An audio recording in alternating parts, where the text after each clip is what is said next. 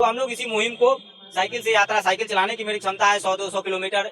2013 में हमने साइकिल से पूरे भारत का भ्रमण किया था। 49,000 किलोमीटर साइकिल चला के लिम्का बुक ऑफ रिकॉर्ड में मेरा नाम दर्ज हुआ। उस समय से साइकिल से ही चलता हूँ और हर जगह जाता हूँ जहाँ पे हमारी जरूरत होती है कार्यकर्ता के रूप में। सभी कार्यकर्ताओं का मनोबल बढ़ाने का हो या भाजपा ने जो काम किया है नरेंद्र मोदी जी के नेतृत्व में, उस योजनाओं को जनता के बीच बीच में जाके, गाँव गाँव में जाके लोगों के बीच में रखता हूँ और उनका आशीर्वाद और समर्थन चाहता हूँ कि मोदी जी को मिले। मोदी जी के प्रबल समर्थक है आप? बिल्कुल बिल्कुल, हम लोग मोदी जी के विचार से काफी प्रेरित है। और आज के युवा, उसके बाद अगर गांधी परिवार, चाहे वो राहुल गांधी हो या प्रियंका गांधी हो, उत्तर प्रदेश के किसी भी सीट से या उत्तर भारत में कहीं से चुनाव लड़ेंगे, अगर लड़ेंगे, नहीं लड़ेंगे तो क्लियर है सोनिया गांधी जी तो राज्यसभा चले गए हैं, वो नहीं लड़ेंगे। राहुल गांधी प्रियंका गांधी नहीं लड़ेंगे। अगर लड़े तो उनके खिलाफ मैं जाके उस लोकसभा चुनाव क्षेत्र में प्रचार करूंगा, उनका जमानत जब्त करने का काम करूंगा। उनका भी प्रचार करेंगे, जो उनके कर्म है वो प्रचार करेंगे। हाँ, मोदी जी के अच्छे कामों की प्रचार करेंगे और विपक्ष इंडिया अलायंस के पूरे कामों का जो है कि प्रचार करेंगे। ये तो जो जनेऊधारी बन जाते हैं ना, जब राहुल गांधी समझ लीजिए टीका लगा लिया, जनों पहनिए, तो समझ लीजिए चुनाव नजदीक है, तो समझ लीजिए कि चुनाव नजदीक है। और रात में लालू यादव के साथ मटन की रेसिपी समझाते हैं, ये वही ब्राह्मण है। हाँ हाँ, तो ये ब्राह्मणों का अपमान है, घोर अपमान है कि जनेऊ पहन के आप दिन में टीका लगा के कह रहे हैं कि हम शुद्ध जनेऊधारी ब्राह्मण है और रात में जो है मटन की रेसिपी समझा रहे हैं। मोदी जी कह रहे हैं कि 2035 में भारत का अपना जो है कि स्पेस स्टेशन होगा, है ना, और मनोबल बढ़ा रहे हैं साइंटिस्टों का गगनयान अभियान के लिए। दूसरी तरफ क्या कर रहे हैं विपक्ष के इंडिया अलायंस के गठबंधन, चाइनीज रॉकेट का प्रचार कर रहे हैं, अपने फोटो लगा रहे हैं इश्तिहार में। तो ये फर्क है मोदी जी की नेतृत्व में और इंडिया अलायंस के जो है कि गठबंधन में। पूरे तरीके से ये लोग देश का जो है नीचा दिखाने के शुरू से इनकी योजना रही है। ये रतन रंजन जी का रथ है जो वैशाली जिले से निकले हुए हैं मोदी जी के कार्यों को प्रचार करने के लिए। अभी देखिए वो कितने दूर बिहार वैशाली से आए हुए हैं। अभी दिल्ली के बाद अभी गुजरात जाएंगे, उसके बाद महाराष्ट्र का प्रोग्राम है। पूरे भारत में ये मोदी जी के कार्यों को प्रचार कर रहे हैं, मोदी जी के यश का वर्धन कर रहे हैं। अभी उनका भी बाइट आपको देंगे। देखिए आप कितने बेहतरीन तरीके से उन्होंने मोदी जी का कटआउट लगा रखा है साइकिल के ऊपर। लेकिन तो रतन जी कितने महीने से आप निकले हुए हैं? देखिए ये यात्रा पिछले 2-3 महीने से चल रही है। लगभग 3 महीने हो गई। अभी तो पिछले बार विधानसभा चुनाव में गए थे राजस्थान, मध्य प्रदेश। अभी पिछले महीने अयोध्या गए थे। अभी जो यात्रा है, मोदी जी ने कहा है कि अब की बार 400 पार। तो हम जैसे कार्यकर्ता मोदी जी के जो विचार से प्रेरित है, वो इस अभियान में जुट गए हैं कि कैसे जो है कि 400 पार करके मोदी जी के हाथों को और उनको कंधों को मजबूत करना है, ताकि मोदी जी अपने तीसरे कार्यकाल में बहुत बड़े बड़े फैसले देश हित और समाज हित के लिए ले सके। तो हम लोग इसी मुहिम को साइकिल से यात्रा, साइकिल चलाने की मेरी क्षमता है 100-200 किलोमीटर। 2013 में हमने साइकिल से पूरे भारत का भ्रमण किया था। 49,000 किलोमीटर साइकिल चला के लिम्का बुक ऑफ रिकॉर्ड में मेरा नाम दर्ज हुआ। उस समय से साइकिल से ही चलता हूँ और हर जगह जाता हूँ जहाँ पे हमारी ज़रूरत होती है कार्यकर्ता के रूप में। सभी कार्यकर्ताओं का मनोबल बढ़ाने का हो या भाजपा ने जो काम किया है नरेंद्र मोदी जी के नेतृत्व में, उस योजनाओं को जनता के बीच बीच में जाके, गाँव गाँव में जाके लोगों के बीच में रखता हूँ और उनका आशीर्वाद और समर्थन चाहता हूँ कि मोदी जी को मिले। मोदी जी के प्रबल समर्थक है आप? बिल्कुल बिल्कुल, हम लोग मोदी जी के विचार से काफ़ी प्रेरित है और आज के युवा मोदी जी के विचार से प्रेरित होना चाहिए, क्योंकि मोदी जी का विचार, उनका योगदान, उनकी तपस्या, त्याग राष्ट्र हित और समाज कल्याण के लिए है। तो ऐसे में भारतीय राजनीति में मोदी जी के विचार की अहम भूमिका है और इनके विचारों के साथ ही जो है कि हम लोग विकसित भारत की कल्पना कर सकते हैं।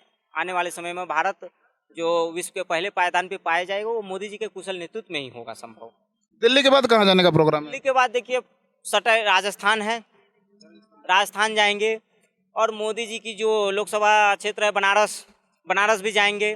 उसके बाद अगर गांधी परिवार, चाहे वो राहुल गांधी हो या प्रियंका गांधी हो, उत्तर प्रदेश के किसी भी सीट से या उत्तर भारत में कहीं से चुनाव लड़ेंगे, अगर लड़ेंगे, नहीं लड़ेंगे तो क्लियर है सोनिया गांधी जी तो राज्यसभा चले गए हैं, वो नहीं लड़ेंगे। राहुल गांधी, प्रियंका गांधी नहीं लड़ेंगे।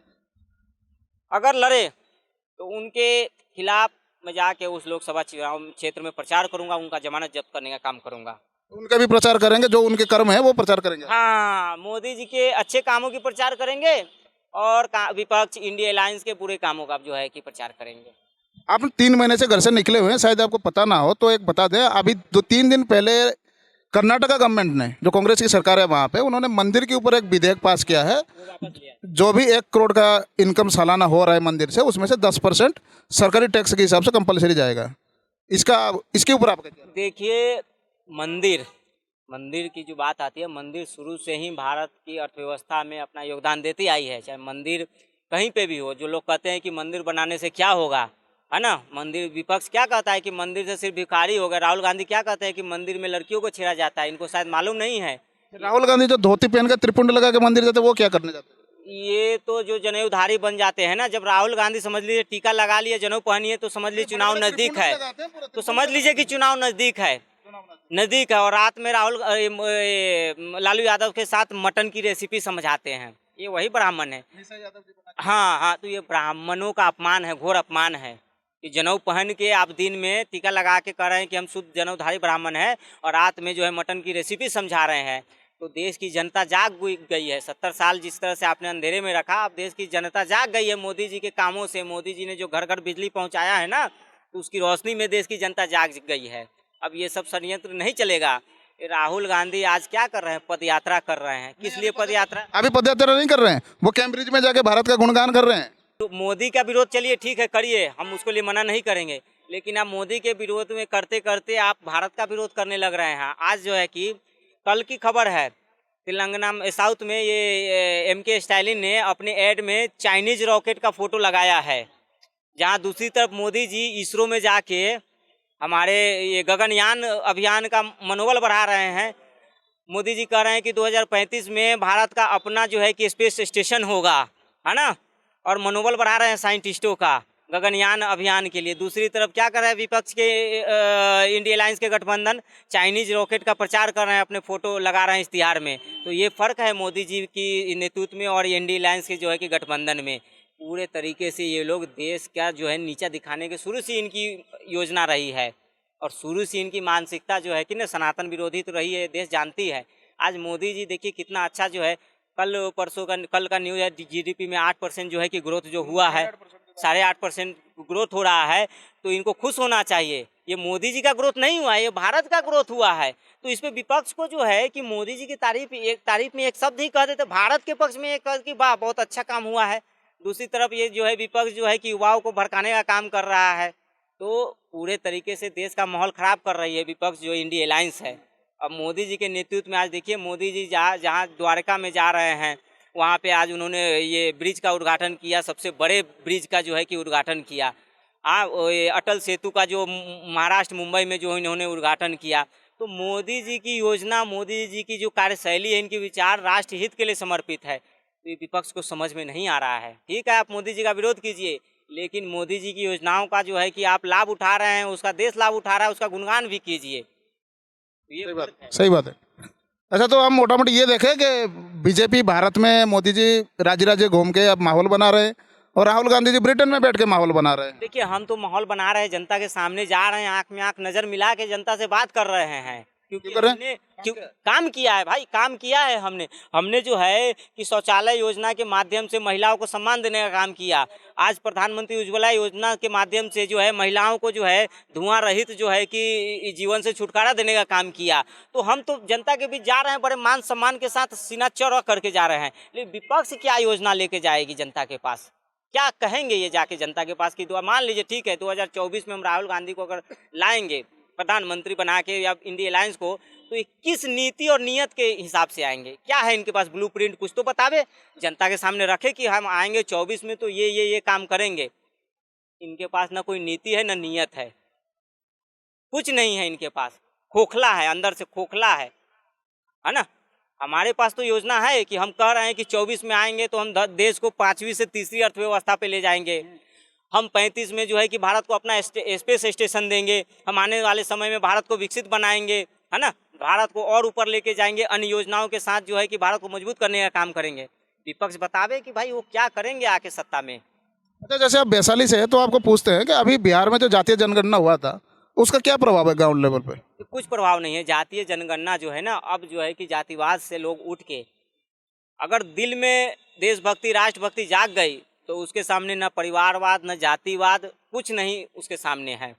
देश और राष्ट्र सर्वोपरि है। तो देश की जनता में एक राष्ट्रभक्ति जो जगी है, देश के लिए मान सम्मान के प्रति जो अलख जगी हुई है मोदी जी के नेतृत्व में, तो देश की जनता चाह रही है कि भाई अब भारत सबसे सर्वश्रेष्ठ पे पाया जाए, विश्व के पहले पायदान पे पाया जाए। भारत की जनता की ये सोच है। जब देश दिल में देश की अलग जग गई है तो उसके सामने कोई जातिवाद, कोई किसी तरह का भेदभाव नहीं। और मोदी जी के नेतृत्व में जो है कि ये संभव है। आने वाले जो है कि ये तीसरे कार्यकाल में जब मोदी जी लाल किले से ऐलान करते हैं कि आने वाले समय में बहुत बड़े बड़े फैसले लेंगे, आने वाले समय में बहुत बड़े बड़े फैसले लेंगे राष्ट्र हित के लिए, समाज कल्याण के लिए, देश हित में। अच्छा, अभी जैसे देखा जाए ना 2024 से 26 तक मोदी जी का 75 साल का फॉर्मूला आ जाता है, क्या लग रहा है आपको? तीसरा टर्म पूरा करेंगे, बीच में चले जाएंगे? नहीं, बिल्कुल पूरा करेंगे। देश की जनता की भावनाओं के साथ मोदी जी कभी भी जो है धोखा नहीं देंगे। देश की जनता की मांग है। अब देश की जनता के सामने जो मांग है कि देश की जनता खुद चाह रही है कि तीसरी बार जो है कि हमारा नेतृत्व मोदी जी करे, तो उसके लिए संविधान भी बदलना पड़े तो बदलेंगे। देश की जनता की जो है कि संविधान बदलने तक क्या आपको राजी है आप? सर्वोपरि देश की जनता की आस्था। बीजेपी का 75 साल है, संविधान में ऐसा कुछ नहीं है ना। हाँ, नहीं, हमने कहा बार बार समय समय पे संविधान का संशोधन हुआ है कि नहीं हुआ है? हुआ है, तो समय के हिसाब से होगा तो इसमें कोई दिक्कत नहीं है ना। तो देश की जनता चाह रही है कि मोदी जी तीसरी बार अपने कार्यकाल में देश हित में जो फैसले लाएंगे, चाहे वो पाकिस्तान ने जो कब्जा किया है पीओके पे वापस लेंगे। ये तो हम खुल के कर रहे हैं। हम इसमें पीछे नहीं है, हम तो खुल के कर रहे हैं। धारा 370 हम कह रहे थे, यूसीसी हम कह रहे हैं कि लागू करेंगे, है ना। तो हम तो भाई खुल के कर रहे हैं कि देश हित में, राष्ट्र हित में जो फैसला होगा उसको हम जो है कि लेने में पीछे नहीं हटेंगे। हम अपनी पार्टी के लिए राजनीति नहीं कर रहे हैं। हमने भाजपा ने कभी सोचा भी नहीं था कि 2 सीट से जो है कि हम कभी शासन में आएंगे, है ना। हमने ये सोच के शासन में नहीं आया है कि हम अपनी पार्टी को बचाएंगे या पार्टी को मजबूत करेंगे। हम आएंगे तो सबसे पहले देश को मजबूत करेंगे। देश में जो सनातन विरोधी ताकत है उसको कमजोर करने का काम करेंगे। देश पे जो बुरी नज़र है उसको हम लोग जो है कि भगाने का काम करेंगे। तो ये सब मोदी जी ने आते ही सबसे पहले किया। पाकिस्तान को जो है कि उसको औकात दिखाने का काम किया। आज पाकिस्तान को भूल जाइए, पाकिस्तान में कुछ बचा नहीं है ही नहीं। मोदी जी के सामने बचेगा क्या? 2013 तक तो था, पाकिस्तान से ही ऑपरेट होता था सारा चीज़। भारत में कई सारे ऐसी चीज़ें हैं जो 2013 में 13 तक पाकिस्तान से ऑपरेट होता था। हमारे जितने भी करेंसी थे आधा से ज़्यादा पाकिस्तान में थे, है ना। अभी मोदी जी के नेतृत्व में ये सब कम हो गया है। आज देखिए हम कैसे कनाडा को उसकी औकात दिखाए, खालिस्तान को समर्थन कर रहा था, उसको भी जो आज देखिए मोदी जी के नेतृत्व में विदेश नीति जो है कि पूरे तरीके से मजबूत हुई है। रसिया से हम व्यापार कर रहे हैं, जहाँ जिस पर अमेरिका ने प्रतिबंध लगा दिया है, रसिया से हम व्यापार कर रहे हैं भाई साहब। तो ये मोदी जी की कूटनीति। आज देखिए कतर से 8 पूर्व सैनिक जो है कि जिंदा वापस आए, है ना। अबू धाबी में मंदिर बन रहा है जहाँ पे घर में पूजा करने की इजाज़त नहीं थी। तो ये कहीं ना कहीं भारत की मजबूत छवि है जो सामने वाले पे हावी है, वो सिर्फ और सिर्फ मोदी जी के नेतृत्व में। 2013 में पाकिस्तान से सरबजीत वापस नहीं आ पाया। 1000 किलोमीटर है यहाँ से पाकिस्तान, है ना। एक को नहीं ला पाए 2013 में। क्या गलत बोल रहा हूँ? आज मोदी जी 8 को जो है कि जहाँ पे फांसी की सजा हो गई थी वापस लेके आ रहे हैं। वाघा बॉर्डर से पहले अभिनंदन भी पैदल ही आया था। अभिनंदन को लाने का किसने काम किया? मोदी जी ने एक दिन में किया। तो मोदी जी हमेशा से कहते आ रहे हैं कि राष्ट्र सर्वोपरि और राष्ट्र की जो जनता है वो हमारे परिजन है, हमारे परिवार के सदस्य है। तो 140 करोड़ की बात करते हैं मोदी जी की। सारे, ऐसा नहीं है कि इसमें हिंदू अलग, मुस्लिम अलग, सिख ईसाई, सारे को कहते हैं कि सारे देश के भारतवासी हमारे परिवार की तरह हैं और इनका ख्याल रखना हमारा परम धर्म है। मोदी जी इस विचारधारा पे चल रहे हैं आगे।